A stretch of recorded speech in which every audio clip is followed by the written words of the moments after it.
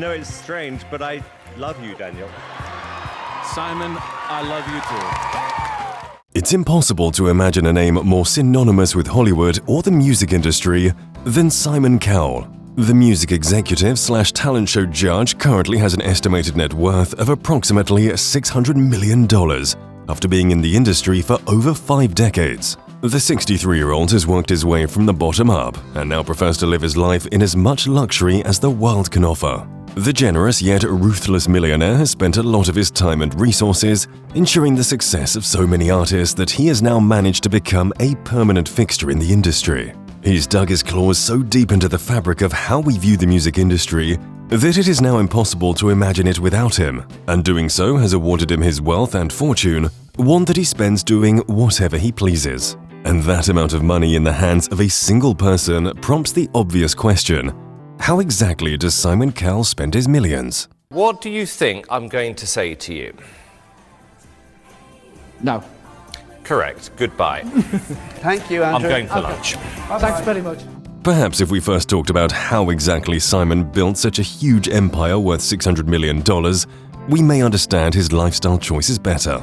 Born in October 1959 in England, Simon first got his start in the music industry as a mailroom clerk at EMI Music Publishing, and he managed to work his way up to being a proper record producer and formed his own label, S Records. He rose to fame as a judge on the British television show Pop Idol, which ran from 2001 to 2003, and Simon was a huge success on the show with his insightful, often blunt criticism. The mean judge persona worked really well for him, and he decided to bring the Pop Idol format to America in the form of a little show we all know called American Idol. He served as a judge on the show for 9 seasons and helped kickstart the careers of many successful artists. Simon has also been credited with revitalizing the music industry by creating shows that allow fresh talent to be discovered and given a platform to perform. Take shows like the Got Talent franchise and The X Factor. As a music executive, Simon has worked with the biggest names in the music industry and even helped many newcomers make a name for themselves in the industry. He's also tried his hand at other media and talent-related projects, some of which have been highly successful, but one of his most famous endeavors is owning and founding the British entertainment company, Syco. The music executive continues to live an unbothered existence and spends his days with his fiancée, Lauren Silverman, and their son, Eric Cowell. As it turns out, real estate is an excellent investment when you are rich and can afford to buy and sell multiple properties over the course of a few years. Like most celebrities, Simon Cowell too has owned numerous houses, the most notable of which could be his mansions in London. One of the reasons we don't have a lot of information on Simon's houses is that he prefers them to be a fully private solace for himself and his family. As in, all of his houses are rarely photographed, and there is a very good reason for this heightened sense of caution, since one of these properties has actually been the target of a burglary in the past. The Holland Park mansion, to be specific, situated in the Holland Park area of London, was the victim of this attack, while the residents of the house, that is, Simon and his family, were allegedly asleep inside. The 6-bedroom house with roughly €10 million is situated in a very glamorous part of the city, where a lot of celebrities have their houses. The other properties under Cowell don't have nearly as much lore, like his Wimbledon home. The €17 million house, Simon's second home in London, was actually a recent purchase, 2019 to be specific. The entirely red brick property was renovated by the family, and Simon and his family did try living there for a while, but ultimately found that the commute from there to his son's school was just too inconvenient. And so, Simon ended up selling the property only 2 years after buying it on a €2 million profit. Of course, there's also his Malibu property, where he spent most of 2020 recovering after breaking his back that year. The house, worth €18.3 million, was purchased by Simon back in 2017 and is just as lavish as the price tag suggests, but the family deemed it best to live in London for now. Last year, Simon sold another house he owned in Beverly Hills for a huge loss. The place was remodeled thrice under his ownership and was never actually lived in by either him or his family. Apparently, Simon also owns a Hidden Hills ranch he bought from Leona Lewis earlier in 2022, and other homes in both New York and Southern California.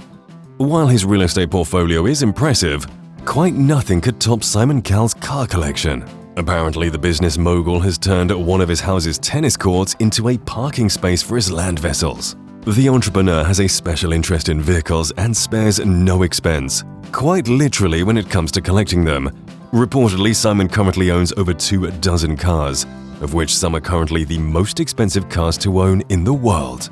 Simon's car collection covers the entire spectrum of available car types, from classic sports cars to modern luxury cars.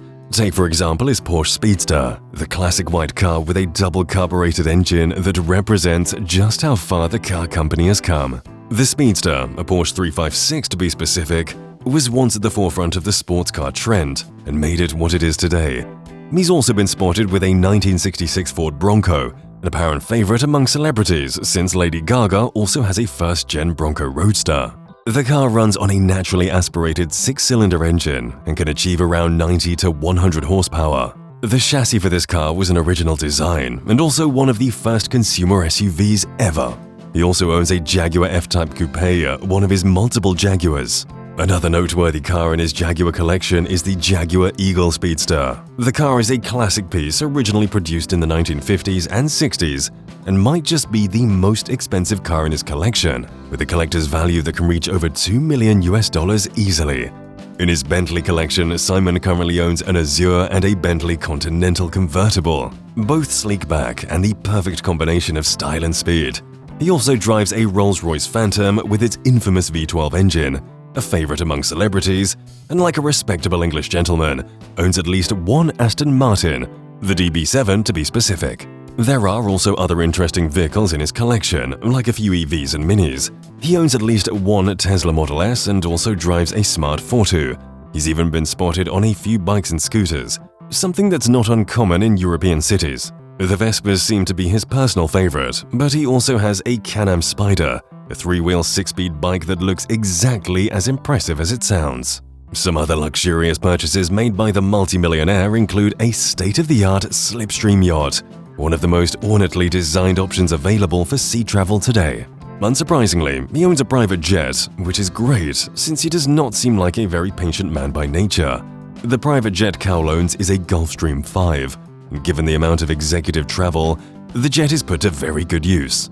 Another insanely expensive purchase made by Simon Cowell includes one of his many watches, specifically known as the Master Grand Watch. The Jaeger LeCoultre Master Grand Tradition is one of the most expensive watches in the world and costs $457,200. It features an 18-karat gold case with a leather holder and a diamond bezel.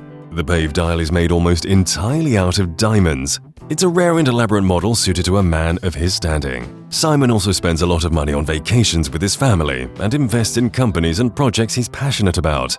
As a philanthropist, Simon has also supported many charities. Like during the pandemic, the executive donated over $1 million to various causes.